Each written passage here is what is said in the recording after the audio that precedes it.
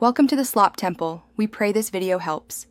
In this video, I will explain how to connect your Apple Watch Ultra 2 with your iPad. It's important to understand that direct pairing between these two devices isn't possible. Instead, your iPhone acts as the essential bridge, facilitating the connection indirectly. Both your Apple Watch and iPad will communicate through your iPhone, leveraging your shared Apple ID and iCloud. This setup ensures all your data, from health metrics to app information, remains seamlessly synchronized across all three devices. Your iPhone serves as the central hub for your Apple Watch. All initial setup, pairing, and ongoing management of your watch occur through the Watch app on your iPhone.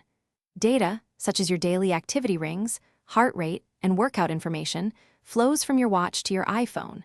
From there, it's securely stored and made accessible. Keeping your iPhone's Bluetooth and Wi-Fi active is crucial for this continuous and efficient data transfer. Once your Apple Watch data is on your iPhone, iCloud takes over to synchronize it with your iPad. By using the same Apple ID, your health data, calendar events, and even open Safari tabs can appear on both your iPhone and iPad. Features like Handoff further enhance this experience, letting you begin an email on your watch or iPhone and effortlessly finish it on your iPad. This creates a truly integrated ecosystem across your three Apple devices. To ensure the best possible experience, always keep your devices updated to the latest software. This guarantees compatibility and access to the newest features. Double-check that your Apple ID is consistently logged in across your watch, iPhone, and iPad.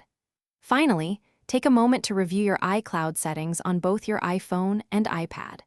Confirm that all the data you wish to share, like photos or documents, is enabled for synchronization, providing a truly unified digital environment.